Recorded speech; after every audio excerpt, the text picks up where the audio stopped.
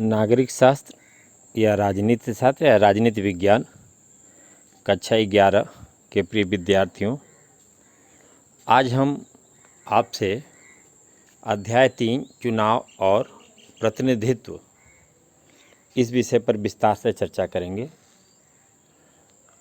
इसके साथ ही आप देखें, सबसे पहले हम इसके परिचय की बात कर लेते हैं और उसे विद्यार्थी ध्यान से समझने की कोशिश करेंगे। यह अध्याय तकनीकी दृष्टिकोण से है, जिसमें विविध प्रकार की प्रणालियों के बारे में आपसे बताया जाएगा। इसलिए यहाँ पर उन अंकगणित या जो तकनीक दी गई है उसके विषय में विद्यार्थी बखूबी समझेंगे और आराम से इसको नोट करेंगे, उन तथ्यों की विशद समझ भी विकसित करेंगे। देख लें, यहीं से शुरुआत होता है इस परिचय के संदर्भ में कि आपने कभी शतरंज खेला है? यदि उसमें काला घोड़ा 2.5 घर चलने के बजाय सीधा चलने लगे तो क्या होगा? क्रिकेट के खेल में यदि अंपायर न हो तो क्या होगा? प्रत्येक खेल में हमें कुछ नियमों का पालन करना पड़ता है। उन नियमों को बदल दिया जाए तो खेल का परिणाम भी बदल जाएगा। इसी तरह प्रत्येक खेल में एक निष्पक्ष अंपायर होना चाहिए, जिसके निर्णयों को सभी खिलाड़ी स्वीकार कर लें। खेल शुरू करने के पहले ही हमें नियमों और अंपायर के बारे में सहमत बनानी पड़ेगी।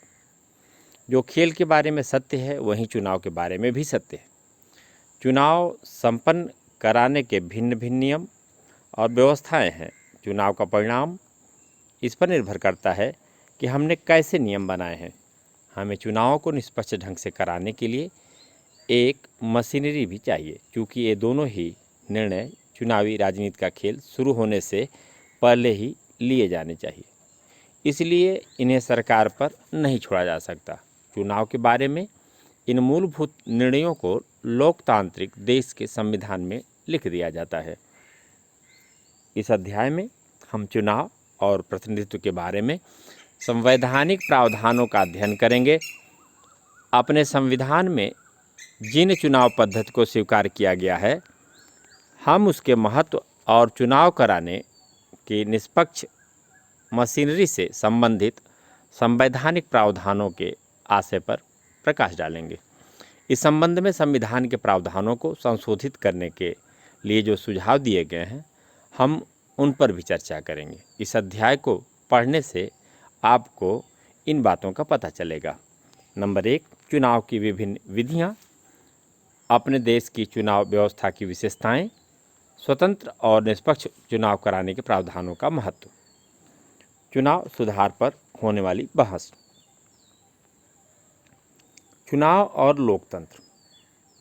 आइए हम अपने से चुनाव और प्रजातंत्र के बारे में 2 प्रश्न पूछकर अध्याय की शुरुआत करते हैं। क्या बिना चुनाव के लोकतंत्र कायम रह सकता है? क्या बिना लोकतंत्र के चुनाव हो सकता है? इन दोनों बातों में चुनाव और लोकतंत्र, लोकतंत्र और चुनाव, इन दोनों के आपसी संबंधों की बात ध्यान में आ रही होगी। पिछली कक्षाओं में आपने जो कुछ भी पढ़ा, उसके उदाहरणों का प्रयोग करते हुए आप विद्यार्थियों को इन पर चर्चा करनी चाहिए। पहला प्रश्न हमें एक बड़े लोकतंत्र में चुनाव की आवश्यकता के बारे में याद दिलाता है।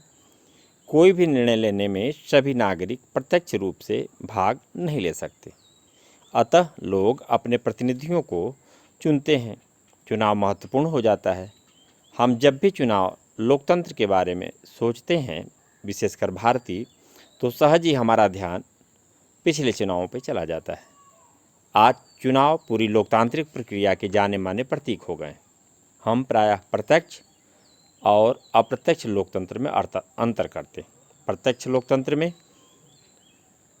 नागरिक रोजमर्रा के फैसलों और सरकार चलाने में सीधे भाग लेते हैं। प्राचीन यूनान के नगर राज्य प्रत्यक्ष लोकतंत्र के उदाहरण माने जाते हैं।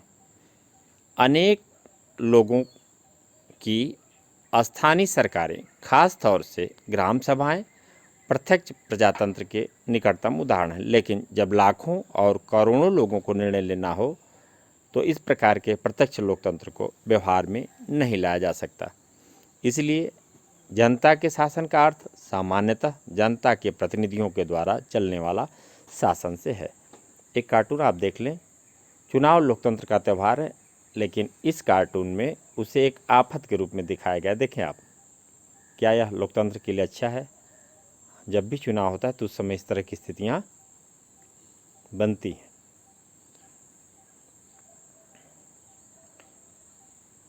ऐसी व्यवस्था में नागरिक अपने प्रतिनिधियों को चुनते हैं जो देश के शासन और प्रशासन को चलाने में सक्रिय रूप से भाग लेते हैं। इन प्रतिनिधियों को चुनने की विधि को चुनाव या निर्वाचन कहते हैं। महत्वपूर्ण निर्णय लेने, प्रशासन चलाने में नागरिकों की सीमित भूमिका है। वे इन नीतियों के निर्माण में बहुत सक्रिय रूप से सम्मिलित नहीं होते।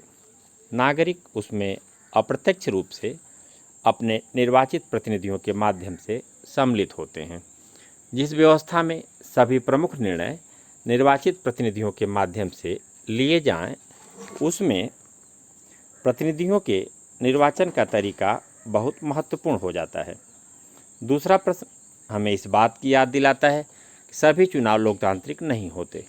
बहुत सारे गैर लोकतांत्रिक देशों में भी चुनाव होते हैं। वास्तव में गैर लोकतांत्रिक शासक स्वयं को लोकतांत्रिक साबित करने के लिए बहुत आतुर रहते हैं।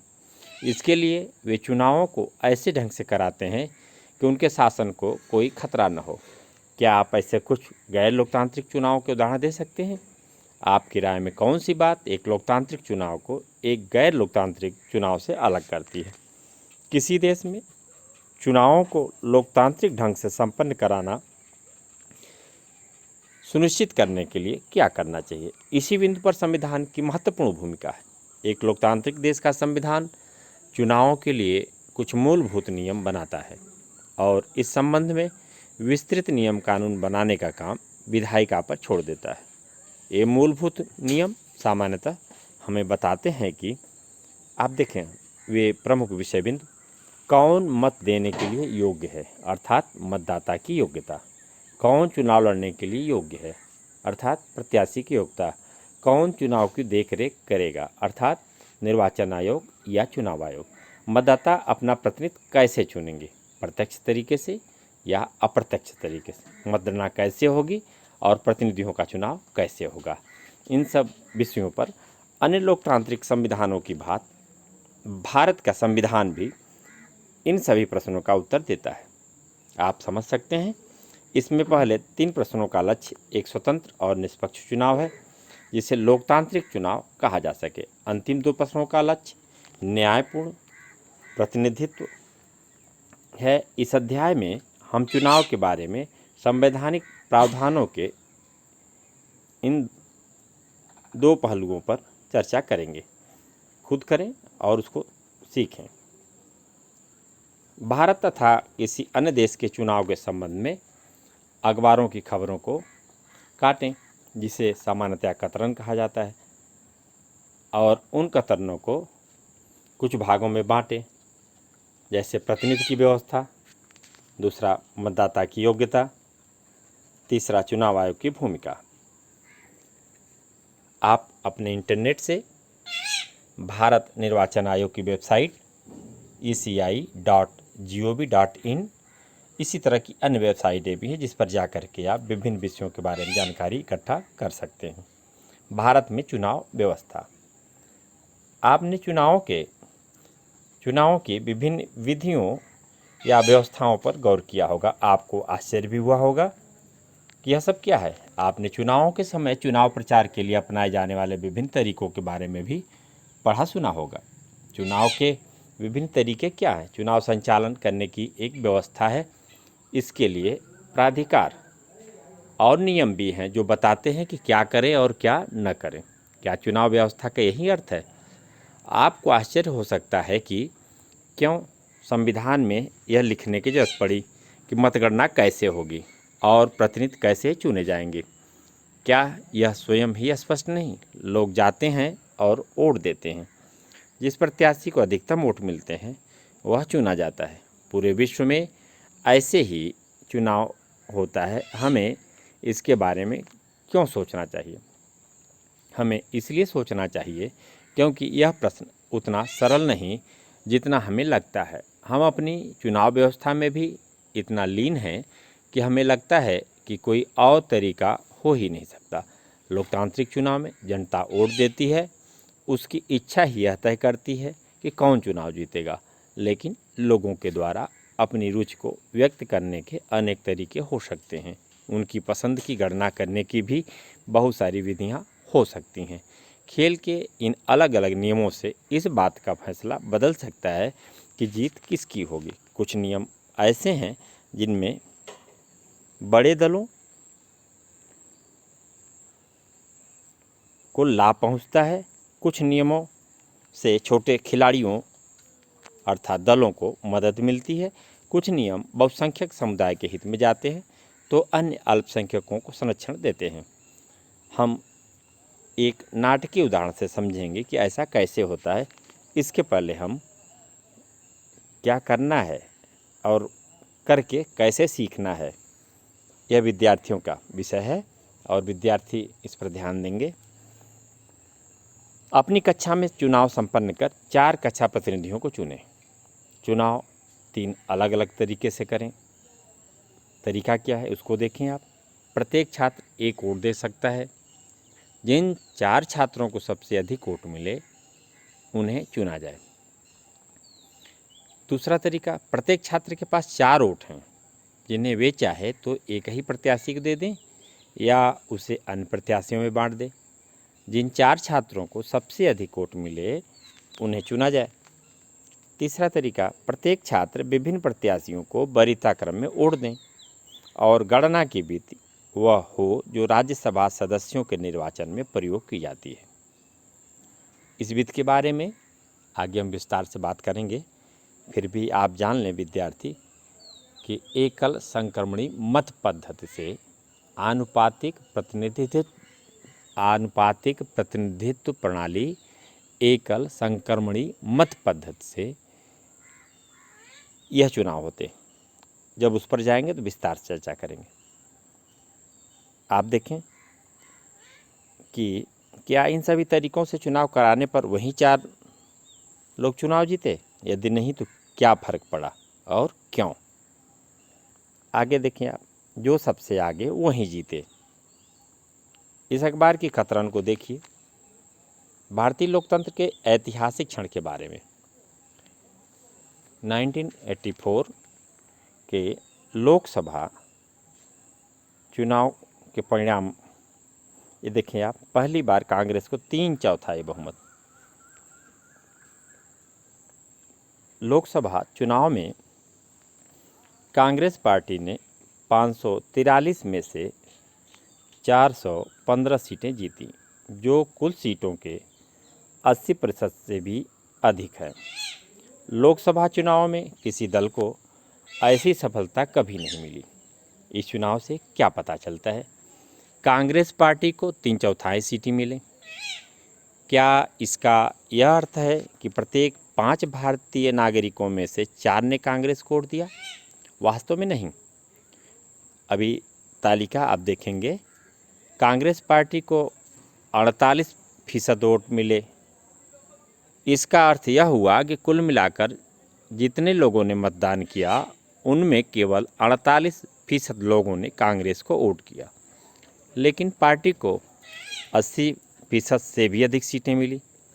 अन्य दल के प्रदर्शन को भी आप देखेंगे। भाजपा को 7.4% वोट मिले, लेकिन 1% से कम सीटें मिली। ऐसा कैसे हुआ? आप देखें, मन में आ सकता है यह प्रश्न विद्यार्थियों के। 50% से भी कम वोट और 80% से अधिक सीटें, क्या यह ठीक है? हमारे संविधान निर्माताओं ने ऐसी गड़बड़ व्यवस्था कैसे स्वीकार किया? आप यहाँ पर देख लें। 1984 के लोकसभा चुनाव में प्रमुख दलों द्वारा प्राप्त वोट और सीटें। कांग्रेस पार्टी को वोट मिला 48% और सीटें मिली उसको 513 में 415। यहाँ पर एक बात विद्यार्थियों को हम बता दें कि लोकसभा में जो वर्तमान में सीटें हैं जिन पर चुनाव होता है और मनोनयन की प्रक्रिया पूरी की जाती है, वह उसको मिला करके कुल सीटें हैं 545, जिनमें से 543 सीटों पर मतदान होता है और 2 सीटों पर राष्ट्रपति मनोनीत करते हैं। यह विद्यार्थियों के संज्ञान में होना चाहिए। आप देख लें, वोट तो मिला 48%, सीट मिली 415। भाजपा को 7.4% वोट, सीट मिली महज 2। जनता पार्टी 6.7, सीट मिली 10। लोकदल 5.7, सीट मिली 3। माकपा 5.7, सीट मिली 22। तेलुगु देशम 4.1, सीट मिली 30। द्रमुक वोट मिले 2.3, सीट मिली 2। अन्ना द्रमुक 1.6, सीट मिली 12। अकाली दल वोट मिले 1% और सीट मिली 7। असम गण परिषद वोट मिला 1%, सीट मिली 7। इसको आप देख सकते हैं कि आखिरकार वोट के प्रतिशत के आधार पर सीटों की संख्या में वह फीसद या वह प्रतिशत नहीं आया। और यह भी आप देख रहे होंगे कि कहीं पर किसी दल को वोट का प्रतिशत कम मिला है परंतु उसको सीटें ज़्यादा मिली। और यह भी आप देख सकते हैं इसमें कि वोट के फीसद के आधार पर कुल सीटों की संख्या या यह सीटों के मिलने की स्थिति नियत नहीं है। आखिर क्यों? हमारे यहाँ लोकसभा के चुनाव में सामान्य सा नियम है कि जिस प्रत्याशी को सबसे अधिक वोट मिलेगा वह विजयी होगा, भले ही वह 50% से या और उससे कम अर्थात जितने प्रत्याशी हैं उनमें वह सबसे अधिक वोट पाए, उसे वह सीट हासिल हो जाएगी। अब देखें, ऐसा इसलिए हुआ क्योंकि हम अपने देश में चुनाव की एक विशेष विधि का पालन करते हैं। 3 प्रमुख बिंदु देखें आप। प्रमुख रूप से पूरे देश को 543 निर्वाचन क्षेत्रों में बांट दिया गया है। प्रत्येक निर्वाचन क्षेत्र से एक प्रतिनिधि चुना जाता है। उस निर्वाचन क्षेत्र में जिस प्रत्याशी को सबसे अधिक वोट मिलते हैं उसे निर्वाचित घोषित कर दिया जाता है। यह ध्यान रखना जरूरी है कि इस व्यवस्था में जिस प्रत्याशी को अन्य सभी प्रत्याशियों से अधिक वोट मिल जाते हैं उससे ही निर्वाचित घोषित कर दिया जाता है। अभी जिसकी हम चर्चा कर रहे थे, विजयी प्रत्याशी के लिए यह जरूरी नहीं है कि उसे कुल मतों का बहुमत मिले। इस विधि को जो सबसे आगे वही जीते प्रणाली first past the past system कहते हैं। चुनावी दौड़ में जो प्रत्याशी अन्य प्रत्याशियों के मुकाबले सबसे आगे निकल जाता है वहीं विजयी होता है। इसे बहुलवादी व्यवस्था भी कहते हैं। अभी जो तरीका भारतीय लोकसभा में चुनाव का है, भारतीय लोकसभा के सदस्यों की चुनाव की प्रक्रिया में अपनाया जाता है, वह बहुलवादी व्यवस्था। संविधान इसी विधि को स्वीकार करता है। आइए अपने उदाहरण की ओर लौटें। कांग्रेस पार्टी को प्राप्त मतों के अनुपात से ज़्यादा सीटें इसलिए मिली क्योंकि अनेक निर्वाचन क्षेत्रों में जहां उनके प्रत्याशी जीते उन्हें 50% से कम वोट मिले। यदि चुनाव मैदान में कई प्रत्याशी हों तो जीतने वाले प्रत्याशी को प्रायः 50% से कम वोट मिलते हैं। सभी हारने वाले प्रत्याशियों की वोट बेकार चले जाते हैं। क्योंकि नोटों के आधार पर उन प्रत्याशियों या दलों को कोई सीट नहीं मिलती। मान लीजिए किसी पार्टी को प्रत्येक निर्वाचन क्षेत्र में 25% वोट मिलते हैं, लेकिन अन्य प्रत्याशियों को उससे भी कम वोट मिलते हैं। उस स्थिति में केवल 25% या उससे भी कम वोट पाकर कोई दल सभी सीटें जीत सकता है, जो भी आपको बताया गया। समानुपातिक प्रतिनिधित्व यह क्या है, इसके बारे में आप समझें। इसकी तुलना इजराइल में होने वाले चुनाव से करते हैं, जहां एक बिल्कुल भिन्न चुनाव व्यवस्था का पालन किया जाता है। इजराइल में मतगणना के बाद प्रत्येक पार्टी को संसद में उसी अनुपात में सीटें दी जाती हैं जिस अनुपात में उन्हें वोटों में हिस्सा मिलता है। आगे अभी उसका विवरण आपके सम्मुख रखा जाएगा। प्रत्येक पार्टी चुनाव से पहले अपने प्रत्याशियों की एक प्राथमिकता सूची जारी कर देती है। अपने उतने ही प्रत्याशियों को उस प्राथमिकता सूची से चुन लेती है जितनी सीटों का कोटा उसे दिया जाता है। चुनावों की इस व्यवस्था को समानुपातिक प्रतिनिधित्व प्रणाली कहते हैं। इस प्रणाली में किसी पार्टी को उतनी ही प्रतिशत सीटें मिलती हैं जितने प्रतिशत उसे वोट मिलते हैं। समानुपातिक प्रतिनिधित्व के दो प्रकार होते हैं। कुछ देशों जैसे इजराइल या नीदरलैंड में पूरे देश को एक निर्वाचन क्षेत्र में माना जाता है। विद्यार्थी यहाँ पर इस बात का ध्यान रखेंगे कि समानुपातिक प्रतिनिधित्व के संदर्भ में इन दो देशों का नाम प्रमुख रूप से है, इजराइल या नीदरलैंड। प्रत्येक पार्टी को राष्ट्रीय चुनाव में प्राप्त वोटों के अनुपात में सीटें दे दी जाती हैं। दूसरा तरीका अर्जेंटीना व पुर्तगाल में देखने को मिलता है, जहां पूरे देश को बहुसदस्यीय निर्वाचन क्षेत्रों में बांट दिया जाता है। प्रत्येक पार्टी प्रत्येक निर्वाचन क्षेत्र के लिए अपने प्रत्याशियों की एक सूची जारी करती है, जिसमें उतने ही नाम होते हैं जितने प्रत्याशियों को उस निर्वाचन क्षेत्र से चुना जाना होता है। इन दोनों ही रूपों में मतदाता राजनीतिक दलों को वोट देते हैं, न कि उनके प्रत्याशियों को। एक पार्टी को किसी निर्वाचन क्षेत्र में जितने मत प्राप्त होते हैं उसी आधार पर उसे उस निर्वाचन क्षेत्र में सीटें दे दी जाती हैं। किसी निर्वाचन क्षेत्र के प्रतिनिधि वास्तव में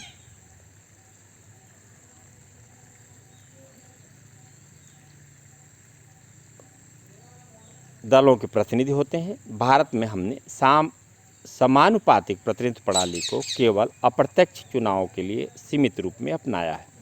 हमारा संविधान राष्ट्रपति, उपराष्ट्रपति, राज्यसभा और विधान परिषदों के चुनावों के लिए समानुपातिक प्रतिनिधित्व प्रणाली का एक तीसरा और जटिल स्वरूप प्रस्तावित करता है।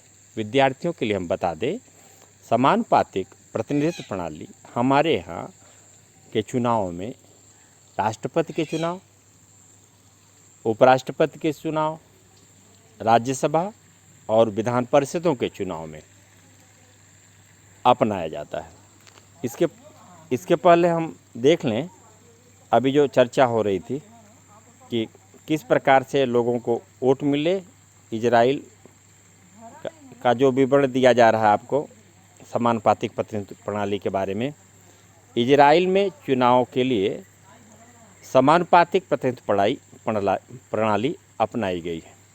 वहाँ विधायिका नेसेट के चुनाव प्रत्येक 4 वर्ष पर होते हैं। प्रत्येक पार्टी को अपने प्रत्याशी की एक सूची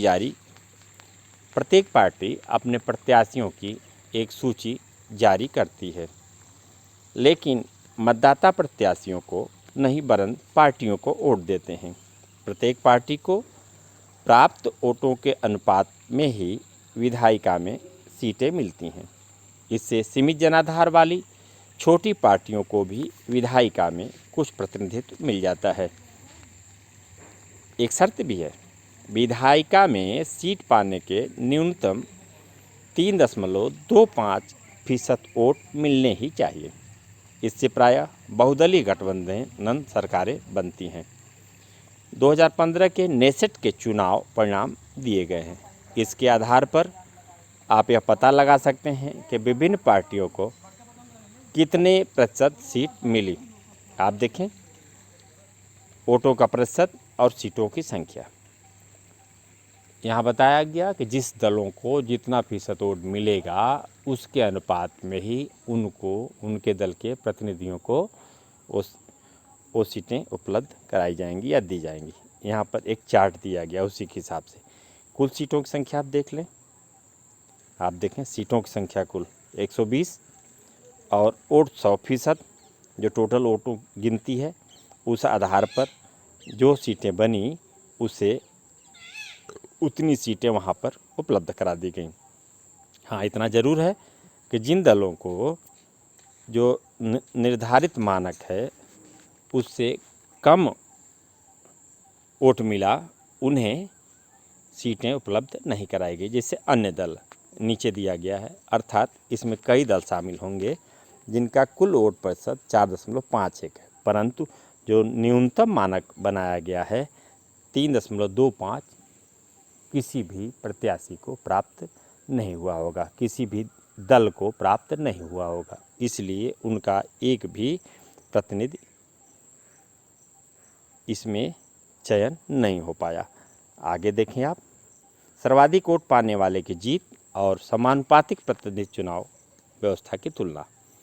अभी जो सामान्य चुनाव होते हैं और जो विशेष तरीके से चुनाव होते हैं जिसमें समानुपातिक प्रतिनिधित्व प्रणाली का प्रयोग किया जाता है, इन दोनों में क्या अंतर है इसे आप देखें। दोनों की तुलना यहाँ पर सर्वाधिक वोट पाने वाले की जीत और समानुपातिक प्रतिनिधित्व प्रणाली में किस तरह से अपनाया जाता है। अगर वही प्रक्रिया जो वोट मिलता है या जो तरीका है उन दोनों की तुलना आप यहाँ पर देख सकते हैं। देखें आप, सर्वाधिक वोट पाने वाले की जीत और समानुपातिक प्रतिनिधित्व, इसमें देखें आप पूरे देश को छोटी छोटी भौगोलिक इकाइयों में बांट देते हैं जिसे निर्वाचन क्षेत्र या जिला कहते हैं, नंबर 1। दूसरी तरफ देखें, किसी बड़े भौगोलिक क्षेत्र को एक निर्वाचन क्षेत्र मान लिया जाता है। पूरा का पूरा क्षेत्र, पूरा देश एक निर्वाचन क्षेत्र गिना जा सकता है। आगे देखें, हर निर्वाचन क्षेत्र से केवल एक प्रतिनिधि चुना जाता है, एक, जबकि समानुपातिक में एक निर्वाचन क्षेत्र से कई प्रतिनिधि चुने जा सकते हैं। दूसरी तरफ आप देखें, मतदाता प्रत्याशी को वोट देता है और समानुपातिक में मतदाता पार्टी को वोट देता है। सामान्य चुनाव में जिसमें सर्वाधिक वोट पाने वाले जीतते हैं उसमें आप देखें पार्टी को प्राप्त वोटों के अनुपात से अधिक या कम सीटें विधायिका में मिल सकती हैं। हर पार्टी को, समानुपातिक में हर पार्टी को प्राप्त मत के अनुपात में विधायिका में सीटें हासिल होती हैं। विजयी उम्मीदवार को जरूरी नहीं कि वोटों का बहुमत 50% + 1 मिले, विजयी उम्मीदवारों को वोटों का बहुमत हासिल होता है। उदाहरण के तौर पर जो यूनाइटेड किंगडम और भारत, इसमें आपको ये बताया गया कि सर्वाधिक वोट पाने वाले किस प्रकार जीतते हैं। वहीं दूसरी तरफ समानुपातिक प्रतिनिधित्व प्रणाली में आप देखें, इसका उदाहरण इजराइल और नीदरलैंड। आगे देखें आप, राज्यसभा के चुनाव में समानुपातिक प्रतिनिधित्व की प्रणाली, इसको तकनीकी दृष्टिकोण से विद्यार्थी बखूबी समझेंगे। समानुपातिक प्रतिनिधित्व का एक तीसरा स्वरूप हमें भारत के राज्यसभा चुनाव में देखने को मिलता है। इसे एकल संक्रमणीय मत प्रणाली कहते हैं। विद्यार्थी जान लें कि इन चुनाव को एकल संक्रमणीय मत प्रणाली, इसे याद करना होगा। और बहुत सारी चीज़ों को वे समझ लें, परंतु कुछ बिंदु हैं जिन्हें विद्यार्थी को याद ही करने होंगे। प्रत्येक राज्य को राज्यसभा में सीटों का निश्चित कोटा प्राप्त है। राज्यों की विधानसभा के सदस्यों द्वारा इन सीटों के लिए चुनाव किया जाता है। इसमें राज्य के विधायक ही मतदाता होते हैं। मतदाता चुनाव में खड़े सभी प्रत्याशियों को अपनी पसंद के अनुसार एक वरीयता क्रम में मत देता है। जीतने के लिए किसी प्रत्याशी को मतों का एक कोटा प्राप्त करना पड़ता है। नीचे अभी जो आपसे हम चर्चा करूंगा जिन बिंदुओं पे, उस फार्मूले की तरफ चलते हैं कि उसकी नियमावली क्या है। जैसे कैसे मत निर्धारित होता है, कुल मतदान अर्थात वोट कुल कितने पड़े। उसके बाद देखिए कुल विजयी उम्मीदवार, इनकी संख्या +1, ब्रैकेट में इसको करेंगे फिर +1। आप देखें उदाहरण के लिए, यदि राजस्थान के 200 विधायकों को राज्यसभा के लिए 4 सदस्य चुनना है तो विजयी उम्मीदवार को कितने वोट की ज़रूरत पड़ेगी, इसको देख लें आप। किस प्रकार से निकाला जाता है? कुल मतदान अर्थात विधायकों की संख्या 200, दूसरी तरफ देखें कुल विजयी उम्मीदवार, उनकी संख्या 4 का चुनाव होना है, उसमें +1, ब्रैकेट में फिर +1। इसको हम निकालते हैं तो इसका परिणाम आता है, आप देख सकते हैं कि 200/4 + 1 ब्रैकेट में +1 equal to 200/5 + 1 equal to 40 + 1 equal to 41, अर्थात 41 वोट की ज़रूरत पड़ेगी। इसको फिर से विद्यार्थी समझ लेंगे अच्छी तरह से। 200 विधायकों को मतदान करना है, अर्थात वे वोटर हैं यहाँ पर राज्यसभा के सदस्यों के लिए। राज्यसभा सदस्य इसमें चुने जाने हैं राजस्थान से 4, इसलिए 4 200/4 +1 ब्रैकेट बंद +1। इस नियम के तहत प्रत्येक राज्यसभा के सदस्य को जीतने के लिए कम से कम 41 वोट चाहिए। जब मतगणना होती है तब उम्मीदवारों को प्राप्त प्रथम वरीयता वोट गिना जाता है।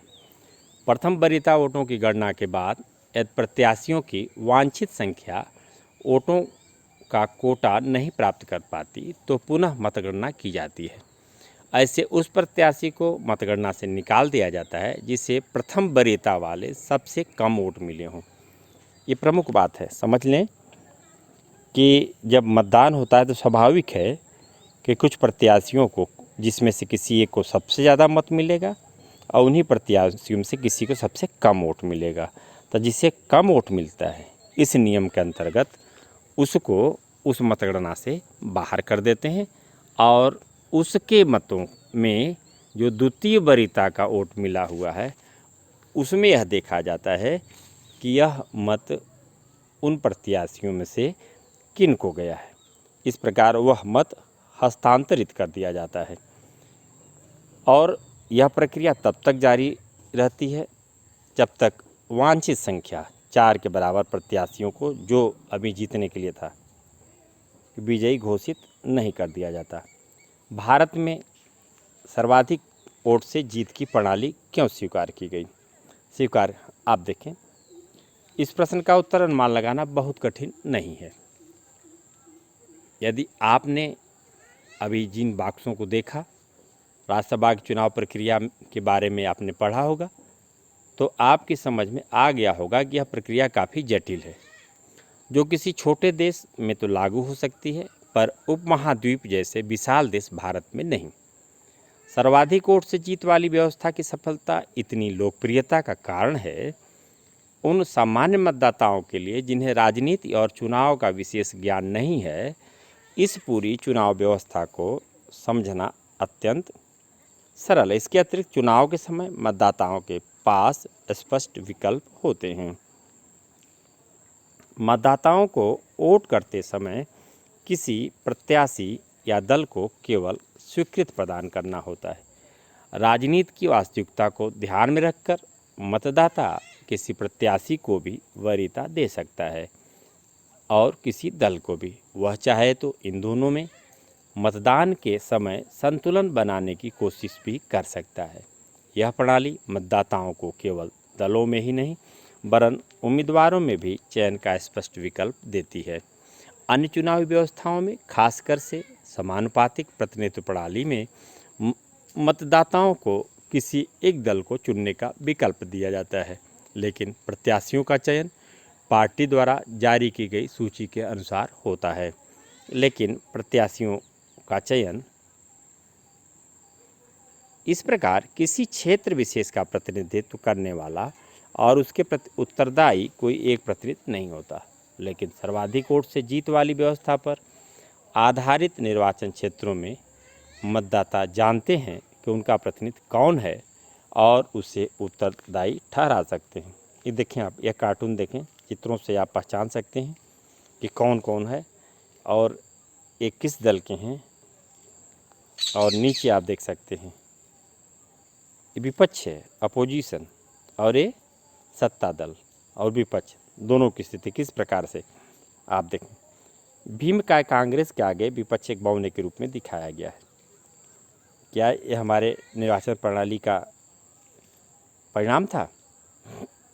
लेकिन सबसे महत्वपूर्ण बात यह है कि संविधान निर्माता समझते थे कि समानुपातिक प्रतिनिधित्व प्रणाली पर भारतीय चुनाव संसदीय प्रणाली में सरकार के अस्थायित्व के लिए उपयुक्त नहीं है। आगे के अध्याय में हम संसदीय प्रणाली की प्रकृति के बारे में भी पढ़ेंगे। कार्यपालिका को विधायिका में बहुमत प्राप्त हो।